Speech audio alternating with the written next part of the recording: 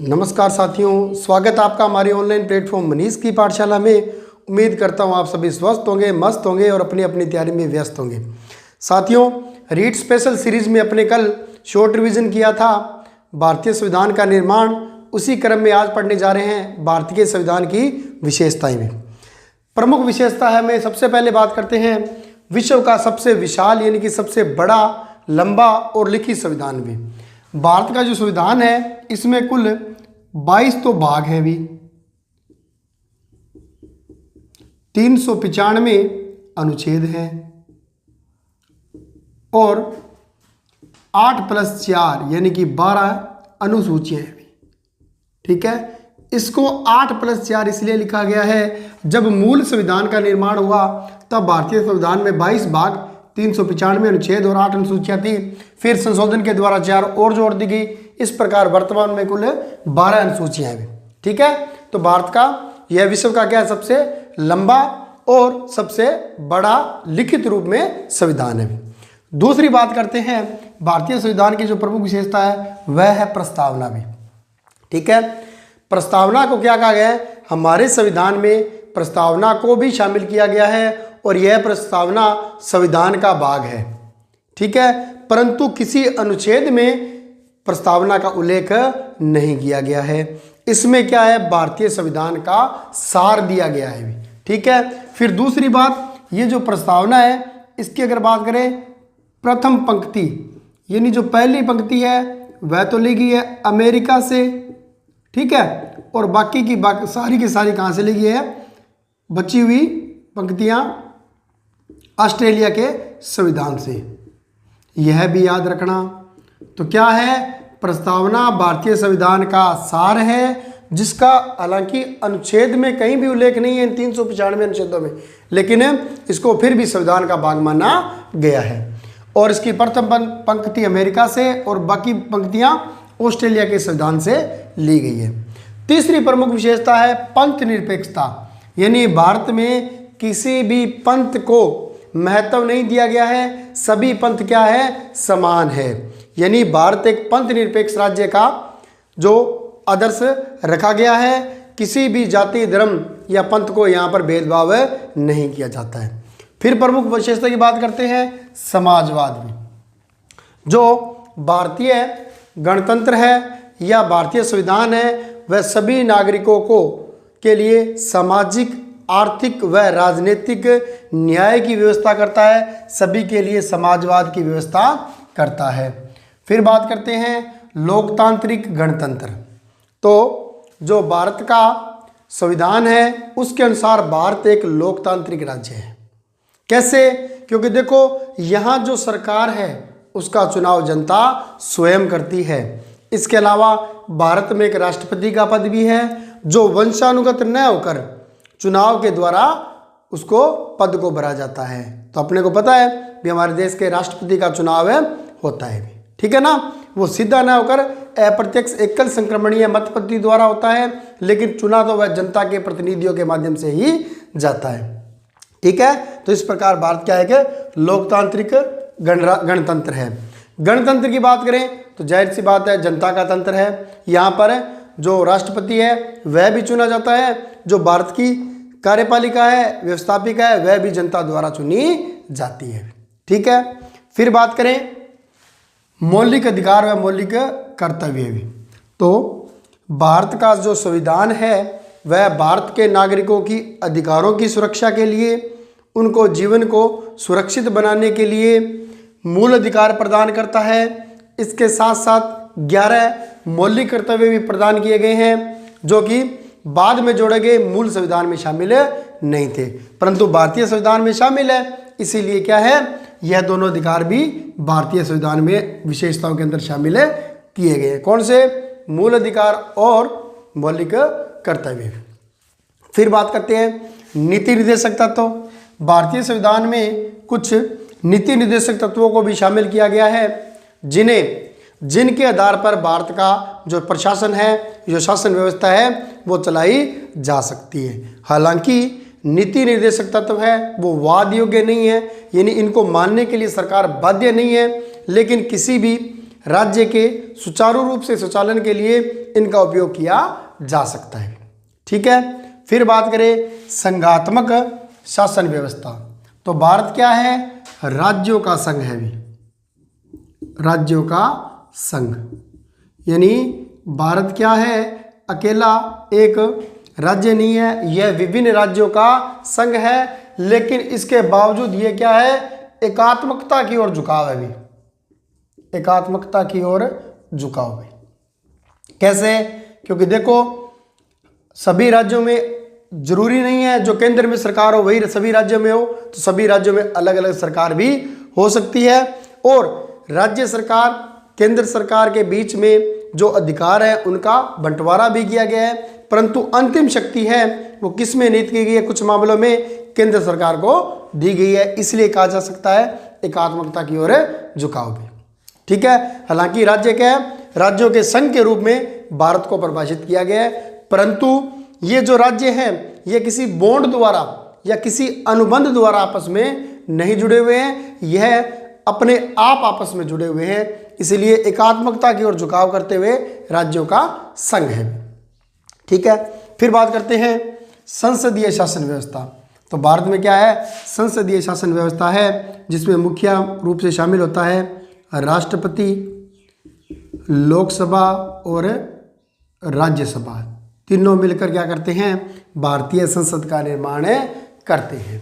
ठीक है, फिर बात करते हैं इसमें क्या है, जो कार्यपालिका है वह व्यवस्थापिका के प्रति उत्तरदायी बनाई गई है, इस बात को भी याद रखना, क्योंकि जो कार्यपालिका है वह व्यवस्थापिका के प्रति उत्तरदायी है। संवैधानिक प्रमुख तो क्या होगा, राष्ट्रपति होगा, परंतु अगर कार्यात्मक दृष्टि से देखें तो प्रमुख कौन होता है, प्रधानमंत्री व उसकी मंत्री परिषद होती है, यानी कि संवैधानिक रूप से तो कौन करता है, राष्ट्रपति को प्रमुख माना गया है, परंतु वैधानिक रूप से देखें तो सारे कार्य किसके द्वारा किए जाते हैं, प्रधानमंत्री और उसकी मंत्री परिषद द्वारा की जाती है भी। ठीक है, और जितने भी चुने हुए सदस्य हैं वो किसके प्रति उत्तरदायी रहते हैं, लोकसभा के प्रति उत्तरदायी रहते हैं।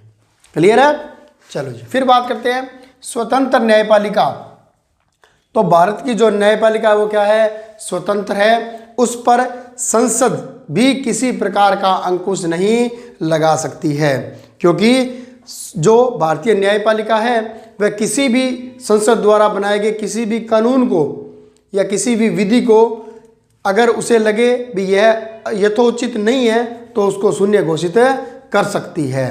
तो स्वतंत्र है क्या भारत की न्यायपालिका और एकीकृत है।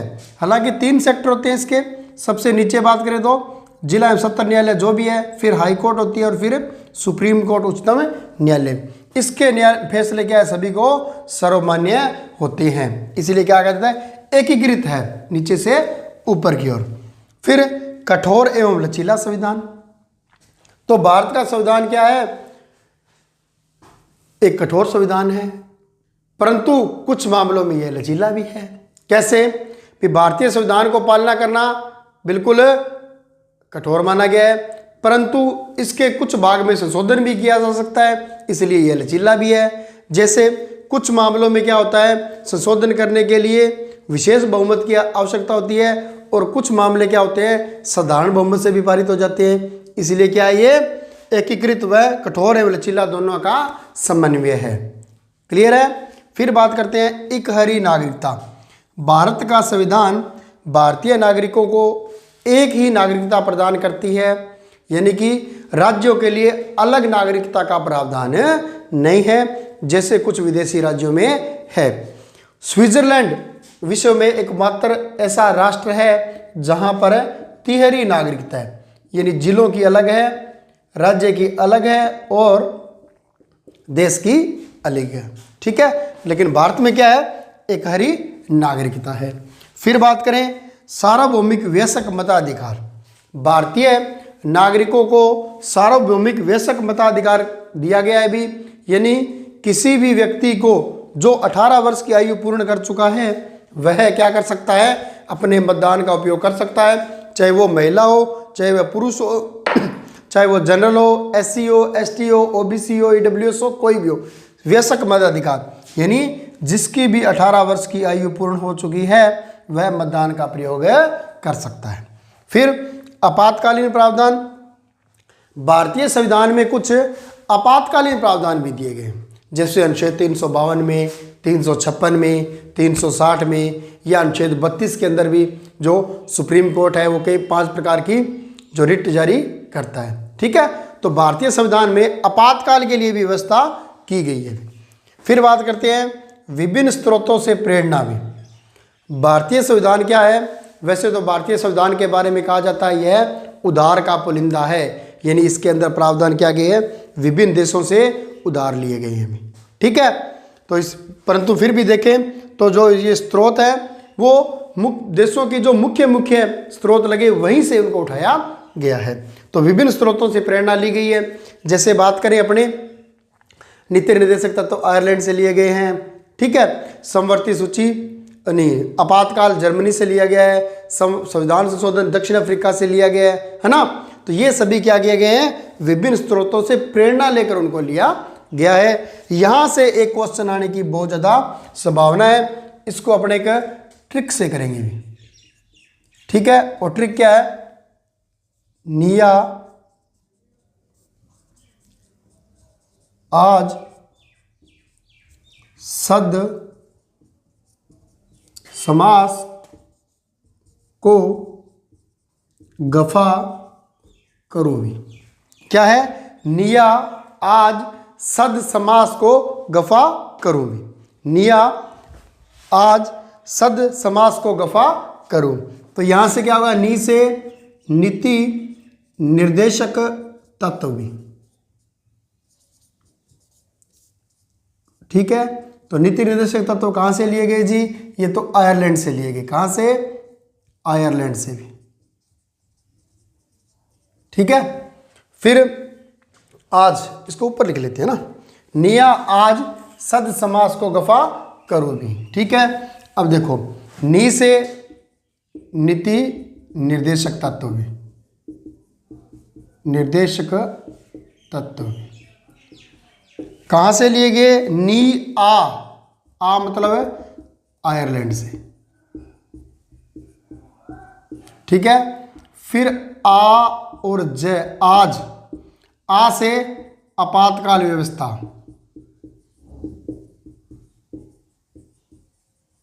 ये कहां से ली गई जी? जय मतलब जर्मनी से। फिर सद मतलब संविधान में संयोजन या संशोधन भी। तो संविधान संशोधन की प्रक्रिया कहां से ली गई है? दक्षिणी अफ्रीका से भी। ठीक है ना। फिर समास, सम आस, समास को खोलेंगे तो सम आस भी। ठीक है, तो समवर्ती सूची भी, समवर्ती सूची कहां से लेगी जी? आस से। आस मतलब ऑस्ट्रेलिया से।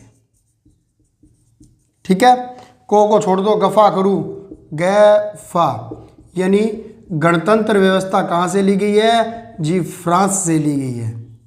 गणतंत्र व्यवस्था कहां से ली गई है? फ्रांस से ली गई है। करू मतलब है मूल कर्तव्य भी, यहां लिख देता हूं, मूल कर्तव्य कहां से लिए गए हैं? रसिया से, रूस से भी। याद हो जाएगी ट्रिक। निया आज सद समास को गफा करूं, निया आज सद समास को गफा करूं। निया से नीति निर्देशक तत्व आयरलैंड से, आज आपातकालीन व्यवस्था जर्मनी से, सद संविधान संशोधन दक्षिण अफ्रीका से, दै से अफ्रीका दक्षिण अफ्रीका, समास समवर्ती सूची, आस मतलब ऑस्ट्रेलिया से, गफा गणतंत्र व्यवस्था फ्रांस से, करू मूल कर्तव्य कहां से लिए गए? रूस से लिए गए।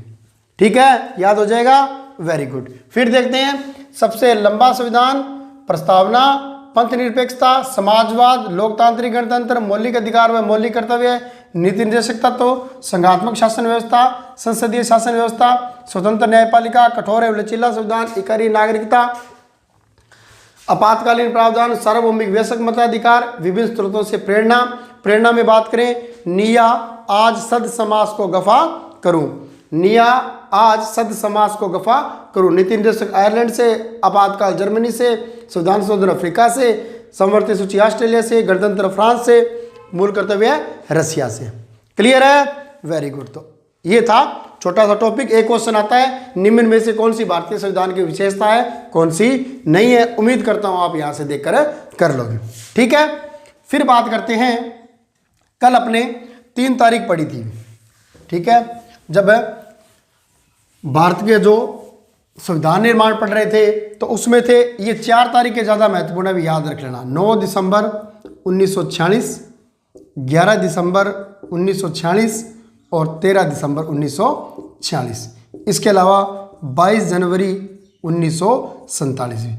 कल इस 22 जनवरी को बाय मिस्टेक मैंने 12 जनवरी लिख दिया था। 12 जनवरी को तो विश्व युवा दिवस मनाया जाता है, इसको 22 जनवरी पढ़ना भी सही कर लेना। ठीक है, 9 दिसंबर को क्या हुआ, भारतीय संविधान सभा की प्रथम बैठक, और इसमें क्या हुआ, अस्थायी अध्यक्ष बनाया गया किसको, SC सिन्हा को, सच्चिदानंद सिन्हा को। 11 दिसंबर 1946 को दूसरी बैठक, और इसमें स्थायी अध्यक्ष बनाया गया राजेंद्र प्रसाद को। ठीक है, तीसरी बैठक कब हुई, 13 दिसंबर को, यानी एक एक दिन के गैप से हो रही है, 13 दिसंबर को। और इस दिन क्या हुआ, जवाहरलाल नेहरू ने उद्देश्य प्रस्ताव रखा भी।